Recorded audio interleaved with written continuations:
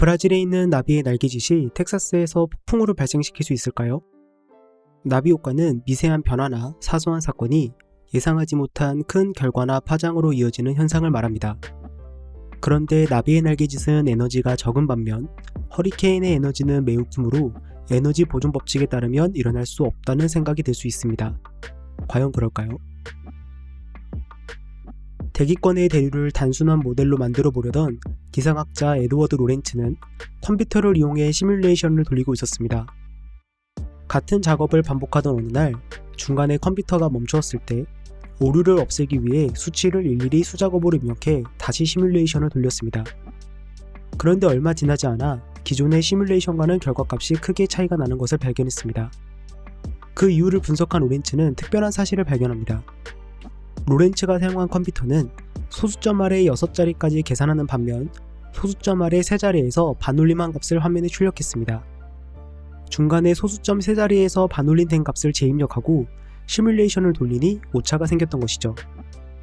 예를 들어 루트 2 곱하기 루트 2분의 1은 1이지만 이를 소수점 아래 셋째 자리에서 반올림해서 계산하면 루트 2는 1.41이고 루트 2분의 1은 0.71이므로 1.41 곱하기 0.71은 1.0011인 것처럼 말이죠.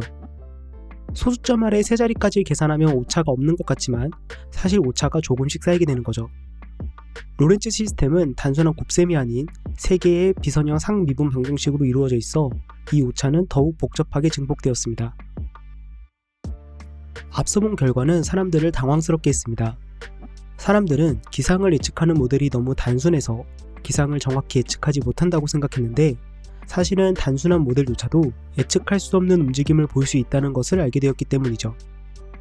기상예보는 현재 날씨에 대한 정보를 토대로 만들 수 있습니다.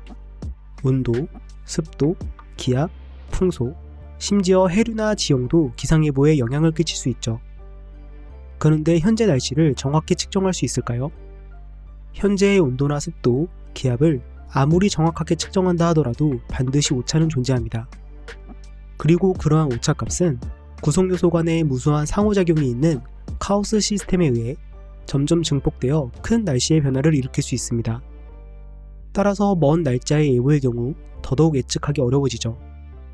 나아가 대기의 소규모 변화는 전 세계적으로 지속적으로 발생하고 있습니다.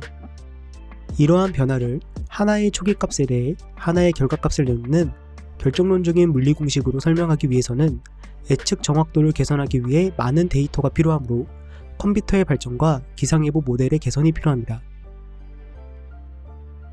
기상예보에서는 예를 들어 오늘 오후에 40%의 확률로 비가 올 것으로 보인다 라는 표현을 사용합니다.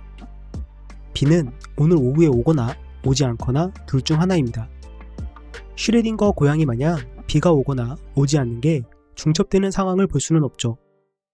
미래에는 반드시 어떤 한 사건이 일어날 텐데 기상예보에서는 왜 확률을 사용하는 것일까요? 앞서 말했듯 기상예보를 할 때 사용하는 방정식은 결정론적이기 때문에 반드시 하나의 결과값만을 내놓습니다. 하지만 현재의 정보를 토대로 미래를 예측하는 방법은 불확실성이 높죠.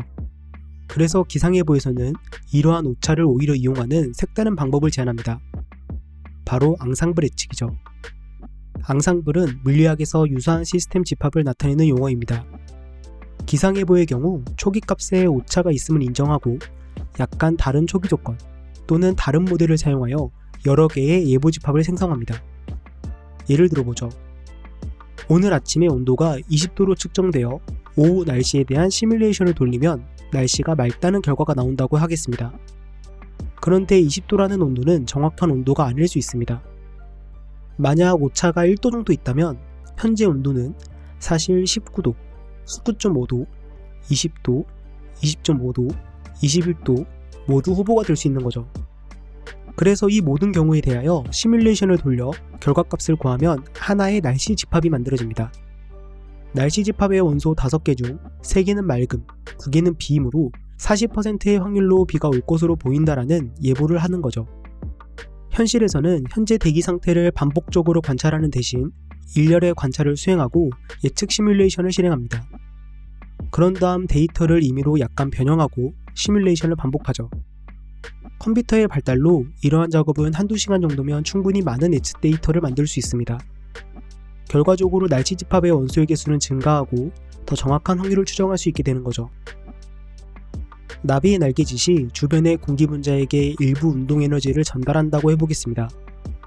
이로 인해 공기압과 온도에서는 작은 교란이 생기고 이 교란은 파동으로서 대기 중에 전파됩니다. 파동은 다른 파동과 상호작용하며 그 효과를 증폭시키거나 감소시킬 수 있습니다. 시간이 지남에 따라 이러한 상호작용은 날씨 패턴과 기후의 중요한 변화를 초래할 수 있죠. 결과적으로 나비 효과는 에너지 보존 법칙을 위반하지 않을 수 있습니다. 오히려 대기가 작은 교란에 얼마나 민감한지와 그 동력학이 얼마나 비선형적이고 혼돈적인지를 보여준다고 말할 수 있는 거죠. 기상예보는 그 혼돈 속에서 최적의 결과를 제공하는 방향으로 발전해가고 있습니다. 만약 이러한 혼돈과 오차마저 수학이 해결할 수 있는 날이 온다면 그때는 날씨를 정확하게 맞출 수 있지 않을까요? 오늘 수업은 여기까지.